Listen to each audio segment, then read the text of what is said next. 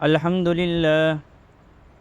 لله وكفى وسلام على عباده الذين اصطفى أما بعد فأعوذ بالله من الشيطان الرجيم بسم الله الرحمن الرحيم ومن الناس من يعبد الله على حرف فإن أصابه خير اطمأن به وإن أصابته فتنة انقلب على وجهه خسر الدنيا والآخرة ذلك هو الخسران المبين صدق اللہ العلی العظیم رب اشرح لی صدری ویسر لی امری واحلل عقدۃ من لسانی یفقہوا قولی۔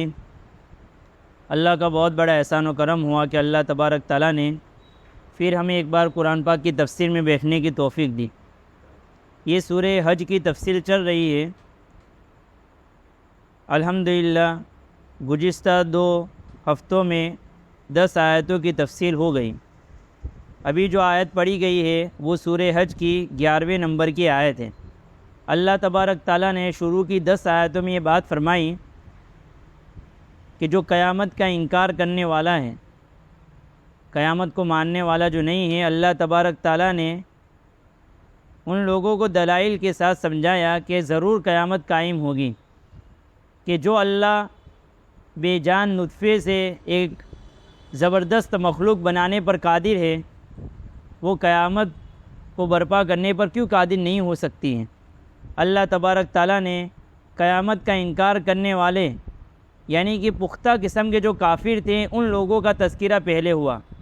ابھی جو آیت تلاوت کی گئی ہے اس میں ان لوگوں کا تذکرہ ہے جو اسلام کے بارے میں مذبذب رہتے ہیں، کہ اگر اسلام میں کوئی دنیاوی فائدہ دیکھتے ہیں تو اس کی طرف لپکتے ہیں، اور دیکھتے ہیں کہ اس میں کچھ نقصان ہو گیا، دین پر چلنے میں کچھ نقصان ہو گیا تو پھر وہ پیچھے ہٹ جاتے۔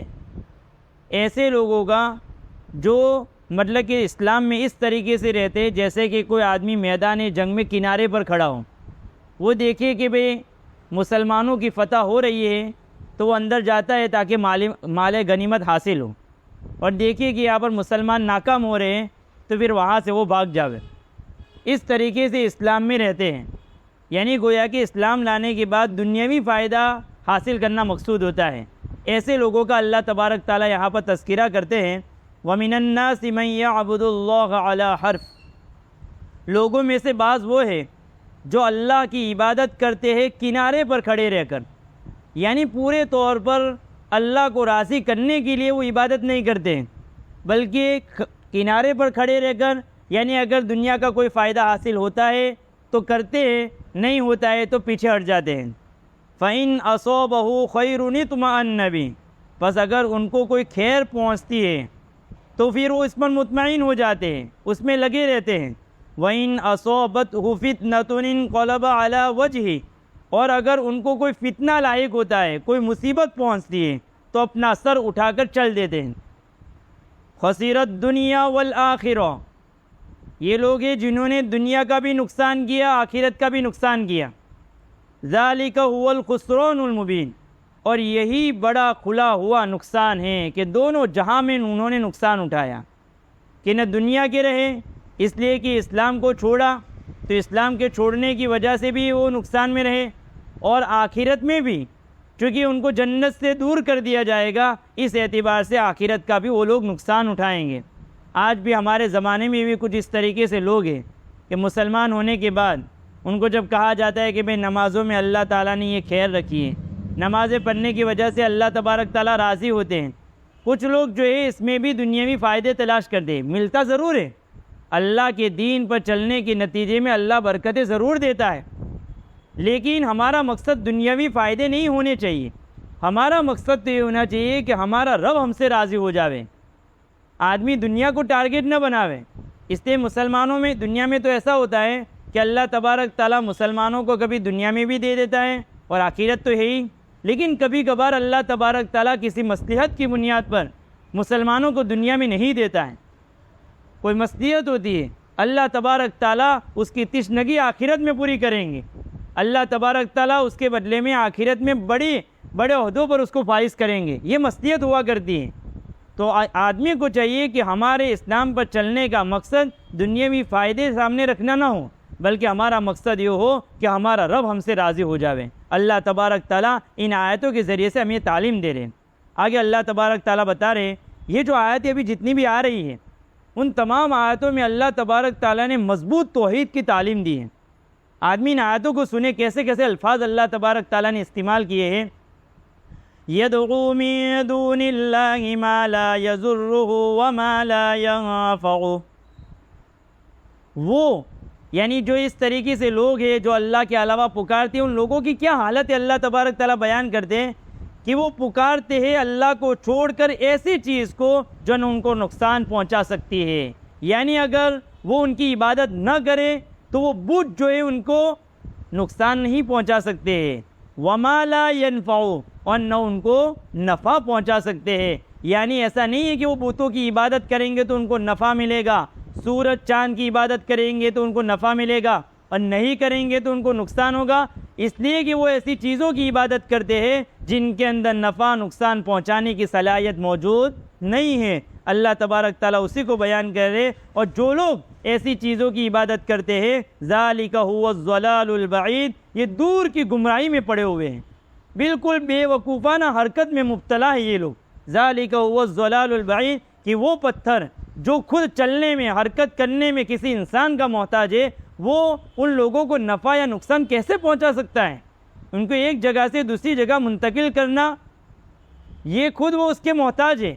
قرآن کریم نے اسی بارے میں اخیر میں ان کی بتوں کے بارے میں جو اللہ تبارک تعالیٰ نے دو آیتیں بیان کی ہے، وہ کتنی زبردست آیت ہے کہ ان کے پاس اگر کوئی چیز پڑی ہوئی ہو، ایک مکھی آ کر ان کے لڈو کو اٹھا کر چل دے تو ان کی طاقت نہیں ہے کہ وہ اس کے پاس سے واپس چھین کر لے سکیں۔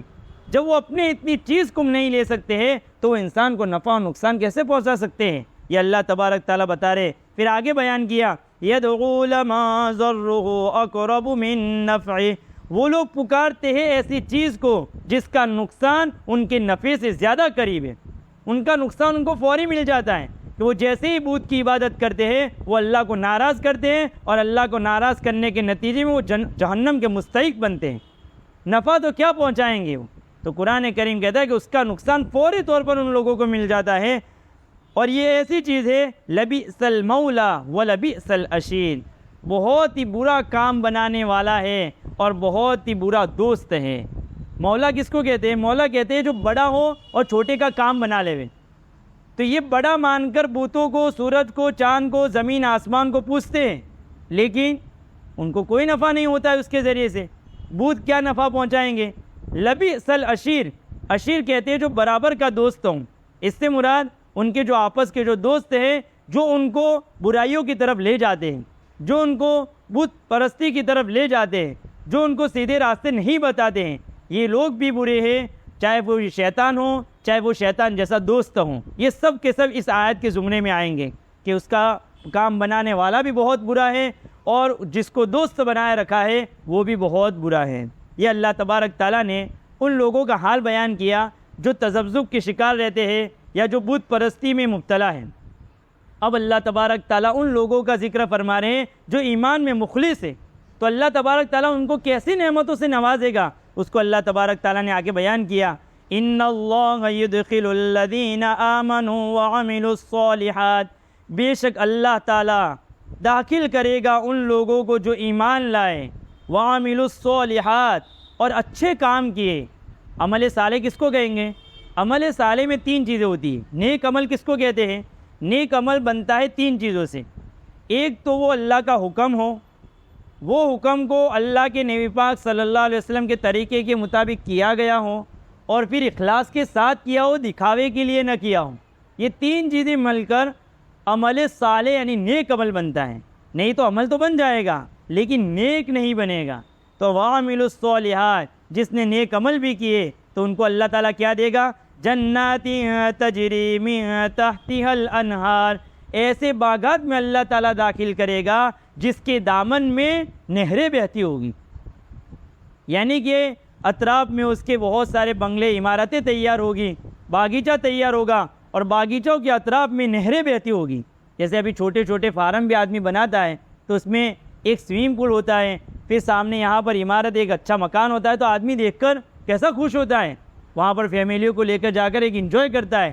چھوٹی سی چیزیں، فنا ہونے والی چیزیں، وہاں پر تو نہ جانے کتنا بڑا باغیچہ اللہ اس کو میسر کرے گا اور اس کے سامنے نہریں بہتی ہوگی، کیا خوش نما منظر ہوگا. یہ اللہ تبارک تعالیٰ ایک ادنا جنتی کو یہ چیز عطا فرمائیں گے. ان اللہ یفعل ما یرید، بے شک اللہ تعالیٰ جو چاہتا ہے کرتا ہے. اللہ تعالیٰ کافرین منکرین کو اللہ تبارک تعالیٰ سزا دیتا ہے، اس کو کوئی پوچھنے والا نہیں ہے کیونکہ انہوں نے انکار کیا. جو لوگ مذبذب کے شکار ہے، تردد کے شکار ہے، اللہ ان کو دنیا آخرت میں ناکام کرتا ہے. یہ اللہ چاہتا ہے کرتا ہے. اور اللہ تبارک تعالیٰ مومنین کو جنت عطا کرے گا، اس کے بارے میں کوئی اس کو پوچھ نہیں سکتا ہے. ان اللہ یفعل ما یرید، وہ جو چاہتا ہے کرتا ہے، وہ ہر چیز کا اختیار رکھتا ہے، وہ ہر چیز پر قدرت رکھتا ہے. پھر اللہ تبارک تعالیٰ نے یہ آیت تذکرہ کرنے کے بعد ایک بہترین آیت بیان کی ہے. بعض لوگوں کو اللہ تعالیٰ کی طرف سے، ایمان پر چلنے والوں کو اللہ کی طرف سے مددیں ملتی ہیں اور وہ مددوں کا تعلق آسمان سے ہوتا ہے.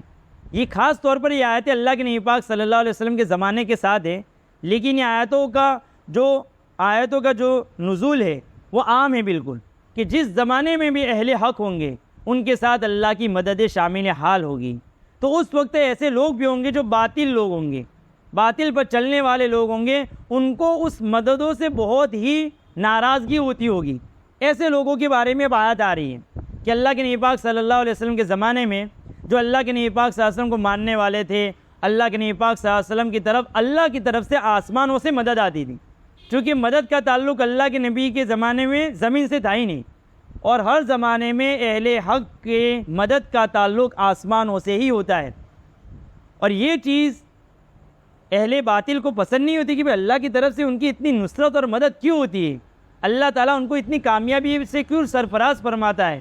تو ان کے بارے میں اب بات آ رہی ہے کہ جن کو یہ بات پسند نہ ہو کہ بھئی اللہ تعالیٰ ان کی مدد نہ کرے، اللہ کی طرف سے ان کی مدد نہ آوے، تو ایک کام کر لے. کیا کام کرے؟ اللہ تعالیٰ فرما رہے ما کان یظن ان لن ینصرہ اللہ فی الدنیا والآخرہ، جو شخص یہ خیال رکھتا ہو کہ اللہ تعالیٰ اللہ کے رسول کی اور اللہ کے رسول کی ماننے والوں کی مدد نہ کرے اللہ دنیا آخرت میں، جن کا یہ خیال ہو کہ اللہ ان کی مدد نہ کرے، تو ان کو اب کیا کرنا چاہیے؟ ایک کام کرو تم لوگ، فَلْيَمْدُدْ بِسَبَبٍ إِلَى السَّمَاءِ، چاہیے کہ ایک رسی آسمان تک ڈال دو.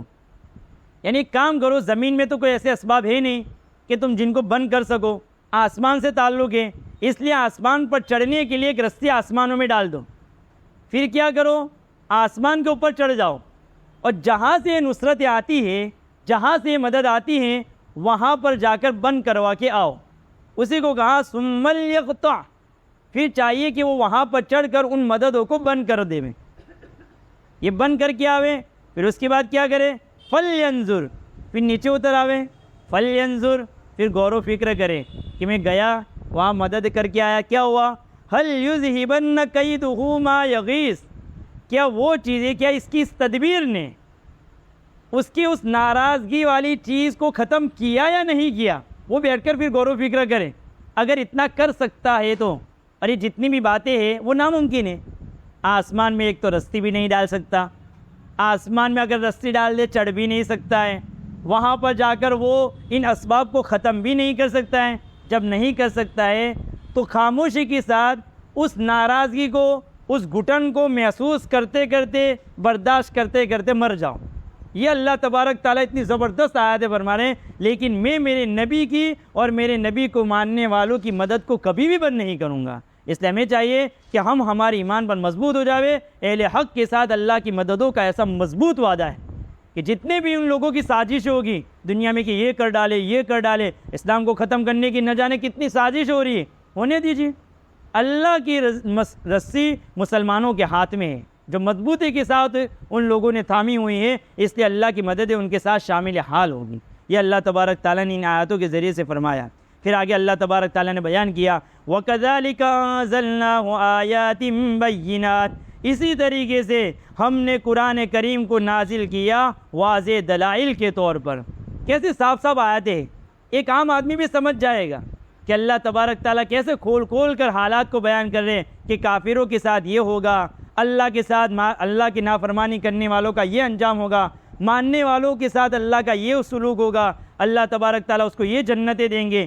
یہ اللہ تبارک تعالیٰ واضح طور پر بیان کرتے ہیں وَأَنَّ اللَّهَ يَهْدِي مَن يُرِيدُ۔ اس آیت کا ترجمہ سنو، بے شک اللہ تعالیٰ جس کو چاہتا ہے ہدایت کرتا ہے۔ یہ ترجمہ تو ہم روزانہ سنتے ہیں، بے شک اللہ تعالیٰ جس کو چاہتا ہے ہدایت دیتا ہے، یعنی ہدایت کا تعلق کس کے ساتھ ہے؟ اللہ کے ہاتھ میں ہے۔ اللہ جس کو چاہتا ہے ہدایت دیتا ہے، اس لیے کہ ہم بھی ہماری ہدایت مانگی نہیں ہے اللہ سے، اللہ نے ہم کو دی ہے۔ یہ بہت بڑی نعمت ہے۔ نہیں تو بڑے بڑے عقل مند ہوتے ہیں، سائنٹسٹ ہوتے ہیں بڑے بڑے، لیکن ہوتا کیا ہے؟ گھر سے نکلتے ہیں تو پہلے بتوں کے سامنے سر جھکا کر جاتے ہیں، وہاں پر ان کی کھوپڑی نہیں چلتی ہے کہ یہ چیز نہ نفع پہنچا سکتی ہے نہ نقصان پہنچا سکتی ہے، اور اسی کو سامنے سر جھکا کر وہ اپنے کام پر نکلتا ہے۔ بڑے بڑے ڈاکٹر ہوتے ہیں، بڑے بڑے آپریشن کرنے والے ہوتے ہیں، لیکن بتوں کے سامنے سر جھکا کر جاتے ہیں۔ بھئی ہدایت کا تعلق عقل سے نہیں ہے، ہدایت تو اللہ جس کو چاہتا ہے دیتا ہے۔ ایک ترجمہ وہاں تھانوی رحمۃ اللہ علیہ نے یہاں پر یہ کیا، بے شک اللہ تعالیٰ ہدایت دیتا ہے جو چاہے، جس کے اندر ہدایت کی طلب ہوگی اس کو اللہ ہدایت دے گا۔ یہ بھی اس کا ترجمہ ہے۔ ہمارے دل میں طلب ہونی چاہیے کہ اللہ ہم کو سیدھے راستے پر چلا۔ یہ اللہ تو نے ایمان تو دے دیا ہے، لیکن اللہ ایمان پر خاتمہ بھی نصیب فرما۔ یہ ہدایت اللہ سے مانگتے رہے۔ یہ چونکہ اسی لیے اس کا یہ ترجمہ ہے کہ اللہ تعالیٰ ہدایت دیتا ہے جو چاہے، جس کے اندر طلب ہوگی اللہ اس کو ہدایت دے گا۔ اس لیے ہم ایک گھڑی بھی ہدایت سے آگے پیچھے نہیں ہو سکتے۔ اس لیے نمازوں میں کھڑے کروا کر اللہ تعالیٰ بار بار ہم کو کہہ رہا ہے کہ یہ مانگو۔ کیا مانگے؟ اہدنا الصراط المستقیم، اہدنا الصراط المستقیم۔ کتنی بار ہم نمازوں میں دہراتے اس کو، اس لیے کہ سب سے بڑی چیز یہی ہے کہ اللہ سیدھے راستے کی ہدایت دے دے۔ پھر اللہ تبارک تعالیٰ نے جو دنیا میں جو باطل فرقے ہیں ان فرقوں کا تذکرہ فرما رہے ہیں کہ دنیا میں یہ باطل فرقے ہر ایک کو کیا سمجھتا ہے، ہر ایک اپنے آپ کو کیا سمجھتا ہے کہ ہم حق پر ہیں، ہم سیدھے راستے پر ہیں، یہ غلط ہے، یہ غلط ہے، ہم سیدھے ہیں، اس طریقے سے چمکتا ہے۔ اللہ تبارک تعالیٰ ان کے درمیان میں بات رکھی ہے، ان الذین آمنوا، بے شک وہ لوگ جو ایمان لائے، والذین ہادوا، اور وہ لوگ جو یہودی بنے، جو یہ دعویٰ کرتے ہیں کہ ہم موسیٰ علیہ السلام کو مانتے ہیں، ایسے دعویٰ کرنے والوں کو یہودی کہیں گے۔ والصابئین، اور جو صابی لوگ ہیں، صابی لوگ کہتے ہیں کہ جو فرشتوں کی پرستش کرتے ہیں، فرشتوں کی عبادت کرتے ہیں، جو ستاروں کی عبادت کرتے ہیں۔ والنصارى، اور عیسائی لوگ جو عیسیٰ علیہ السلام کے ماننے کے دعوے دار ہیں، مانتے نہیں ہیں، ماننے کے دعوے دار ہیں خالی۔ والمجوس، اور جو آگ کی پرستش کرتے ہیں۔ والذین اشرکوا، اور وہ لوگ جنہوں نے اللہ کے ساتھ شرک ٹھہرا رکھا ہے، شریک کر رکھا ہے اللہ کے ساتھ دوسروں کو۔ اللہ تعالیٰ کہہ رہے یہ جو 6 فرقے ہیں، جو 6 قسم کے لوگ ہیں، ان اللہ یفصل بینہم یوم القیامہ، بے شک اللہ تعالیٰ ان کے درمیان قیامت کے دن فیصلہ کر دے گا، کون حق پر ہے کون باطل پر ہے، کون ناحق پر ہے، اللہ قیامت کے دن فیصلہ کر دے گا۔ ابھی اللہ تبارک تعالیٰ ان کو جس طریقے سے اپنے آپ کو چلنا ہے چلنے دو، اللہ تبارک تعالیٰ فیصلہ فرما دے گا کہ کون ہدایت پر تھا۔ ان اللہ علی کل شیء شہید، بے شک اللہ تعالیٰ ہر چیز پر گواہ ہے، ہر چیز کو دیکھ رہا ہے۔ اب ایک آدمی مکہ جانے کے لیے چین کی گاڑی میں بیٹھا ہوا ہے، کوئی پاکستان کی گاڑی میں بیٹھا ہوا ہے، الگ الگ راستوں میں بیٹھا ہوا ہے اور کہتا ہے میں مکہ پہنچ جاؤں گا، میں مکہ پہنچ جاؤں گا۔ ایسا نہیں ہوتا ہے۔ مکہ جانے کے لیے مکہ کی ٹرین میں، مکہ کے پلین میں بیٹھنا پڑے گا۔ اب یہاں پر ہر ایک آدمی ٹرین میں بیٹھ کر یہ سمجھ جائے کہ میں تو مکہ ہی پہنچوں گا۔ اللہ تبارک تعالیٰ کہہ رہے اس کا فیصلہ قیامت میں ہو جائے گا کہ تو کہاں پہنچا، کہاں پہنچنا تھا اور کہاں پہنچ گیا۔ ان اللہ یفصل بینہم یوم القیامہ، اللہ تبارک تعالیٰ قیامت کے دن اس کا فیصلہ فرما دیں گے۔ پھر اللہ تبارک تعالیٰ نے ایک آگے جو آیت بیان فرمائی ہے، بہت ہی تربیت کی ایک آیت ہے کہ اللہ تبارک تعالیٰ بہت ہی نرالے انداز میں بتا رہے ہیں، الم تر ان اللہ، کیا تو دیکھتا نہیں ہے، یعنی انسان کو مخاطب کر کے کہا کہ تو دیکھتا نہیں ہے کہ ان اللہ، کہ بے شک اللہ، کہ یسجد لہ من فی السماوات ومن فی الارض، جتنی بھی چیزیں آسمانوں میں ہیں وہ تمام کی تمام چیزیں اللہ کے سامنے عاجزی کرتے ہیں، سجدہ کرتی ہے اللہ کے سامنے۔ یہاں پر یسجدو کا لفظ ہے، اللہ کے سامنے سجدہ کرتی ہے۔ ومن فی الارض، اور جتنی بھی چیزیں زمینوں میں ہے وہ بھی اللہ کے سامنے عاجزی کرتے ہیں اور اللہ کے سامنے سجدے کرتے ہیں۔ والشمس، اور سورج بھی سجدہ کرتا ہے۔ والقمر، چاند بھی سجدہ کرتا ہے۔ والنجوم، اور ستارے بھی اللہ کے سامنے سجدہ کرتے ہیں۔ والجبال، پہاڑ بھی اللہ کے سامنے سجدہ اور عاجزی کرتے ہیں۔ والشجر، درخت بھی اللہ کے سامنے سجدہ کرتے ہیں۔ والدواب، اور جتنے بھی چوپائے ہیں وہ سب کے سب اللہ کے سامنے عاجزی اور سجدے کرتے ہیں۔ وکثیر من الناس، اور لوگوں میں سے بہت سارے لوگ اللہ کے سامنے عاجزی اور سجدے کرتے ہیں، سب نہیں، بہت سارے لوگ، لیکن ان میں سے وَكَثِيرٌ حَقَّ عَلَيْهِ الْعَذَابُ، ان میں سے بہت سارے ایسے لوگ ہیں جن پر عذاب ثابت ہو چکا ہے، یعنی وہ اللہ کے سامنے سجدے نہیں کرتے ہیں، وہ اللہ کی فرما برداری نہیں کرتے ہیں۔ وَمَن يُهِنِ اللَّهُ فَمَا لَهُ مِن مُكْرِمٍ، جس کو اللہ تعالیٰ ذلیل کرنا چاہے، جس کو اللہ تعالیٰ ذلیل کرے، اس کو کون عزت دے سکتا ہے؟ ان اللہ یفعل ما یشاء، بے شک اللہ تعالیٰ جو چاہتا ہے کرتا ہے۔ ان اللہ یفعل ما یشاء، بے شک اللہ تعالیٰ جو چاہتا ہے کرتا ہے۔ اللہ تبارک تعالیٰ نے یہاں پر بتلایا کہ اللہ نے جتنی بھی مخلوقات بنائی ہیں، اب یہاں پر ترتیب رکھی اللہ نے کہ اللہ تبارک تعالیٰ نے آسمانوں میں جتنی بھی چیزیں رکھی وہ اللہ کے سامنے سجدہ کرتی ہے، اور یہ دنیا کے انسان جو سب سے زیادہ عقل مند تھا، سورج، چاند، شجر، حجر، سب سے عقل مند تھا، لیکن اس کے باوجود بھی جو چیزیں سجدہ کر رہی ہے اس کے سامنے سجدہ کر رہے ہیں۔ بھائی فرشتے اللہ کے سامنے سجدہ کرے جو آسمانوں میں، لیکن انسان اتنا بے وقوف ہو گیا کہ وہ خود فرشتوں کو سجدہ کرتا ہے۔ ومن فی الارض، اور زمین کی تمام چیزیں اللہ کے سامنے عاجز اور سجدہ کرتے ہیں، لیکن انسان اتنا بے وقوف ہو گیا کہ اس نے ان اللہ کو چھوڑ کر ان زمین کی چیزوں کے سامنے سجدے کر دیے۔ دیکھو اللہ نے یہاں پر اس آیت میں جو ترتیب رکھی ہے وہ اوپر سے نیچے کی طرف ترتیب رکھی ہے۔ پہلے آسمانوں کا تذکرہ ہوا، پھر اللہ تبارک تعالیٰ آسمان میں جو بڑا ہے، والشمس، اور ستارے اور سورج بھی جو ہے اللہ کے سامنے سجدہ کرتا ہے۔ دیکھتے ہیں نا ہم کہ بھئی انسانوں میں سے بہت سارے لوگ سورج کے سامنے سجدہ کرتے ہیں۔ اللہ بتا رہے یہ سورج خود ہمارے سامنے سجدہ کرتا ہے، جو خود ساجد ہے اس کو مسجود کیسے بنا سکتے ہو تم؟ پھر اس کے بعد سورج کے بعد نمبر آتا ہے چاند کا، چاند کو بھی پوچھتے ہیں لوگ، اللہ تعالیٰ کہ یہ خود بھی عاجزی کرتا ہے، یہ خود بھی سجدہ کرتا ہے۔ پھر اس کے بعد ستاروں کا نمبر آتا ہے، ستارے بھی اللہ کے سامنے سجدے کرتے ہیں۔ پھر اللہ تبارک تعالیٰ زمین کی طرف آئے کہ پہاڑ جو سب سے بلند ہے، پہاڑ بھی اللہ کے سامنے سجدہ کرتے ہیں۔ پھر اس کے بعد شجر، درخت، یہ بھی اللہ کے سامنے سجدہ کرتے ہیں۔ چوپائے، یہ بھی اللہ کے سامنے سجدہ کرتے ہیں۔ یعنی جن کو اللہ نے سب سے زیادہ عقل دی تھی، چاہیے کیا تھا کہ وہ اللہ کے سامنے سجدہ کرتے، ان میں ایک بھی اللہ کے سامنے اللہ کی نافرمانی کرنے والا نہ ہوتا۔ لیکن ہوا کیا؟ جو سب سے زیادہ عقل مند تھا، جس کو اللہ نے اشرف المخلوقات بنایا، ان میں سے کچھ لوگ تو سجدہ کرتے ہیں، فرما برداری کرتے ہیں، لیکن وَكَثِيرٌ حَقَّ عَلَيْهِ الْعَذَابُ، بہت سارا طبقہ تو ایسا ہے جو اللہ کی نافرمانی کرتا ہے، جن کے لیے عذاب ثابت ہو چکا ہے۔ اللہ تعالیٰ ان آیتوں کے ذریعے سے سمجھانا چاہتے ہیں کہ اللہ تبارک تعالیٰ جس کو ذلیل کرنا چاہے، یہ تو ذلیل ہوئے نا کہ بھئی ایسی چیزوں کے سامنے جو خود محتاج ہے اس کے سامنے سر جھکاتے ہیں، ان سے بڑا ذلیل کون آدمی ہوگا؟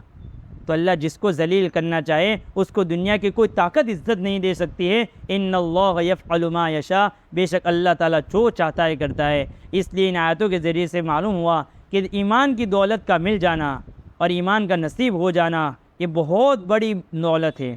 اس کو بچانے کی اور اس کو دوسروں تک پہنچانے کی ہم سب کی ذمہ داری ہے کہ ہم ہماری ایمان کی فکر کریں اور اس پر اللہ کا شکر ادا کریں۔ اللہ تو نے ایمان تو دے دیا، لیکن ایمان کو موت تک لے جانے کی اللہ فکر بھی نصیب فرما اور توفیق بھی نصیب فرما۔ اللہ تبارک تعالیٰ ہمیں کہی ہوئی باتوں پر عمل کرنے کی توفیق عطا فرمائے۔ یہ سجدے کی آیت تھی، اسے ساتھ ہی سجدہ کر لے، ابھی جو پڑھی گئی وہ سجدے کی آیت۔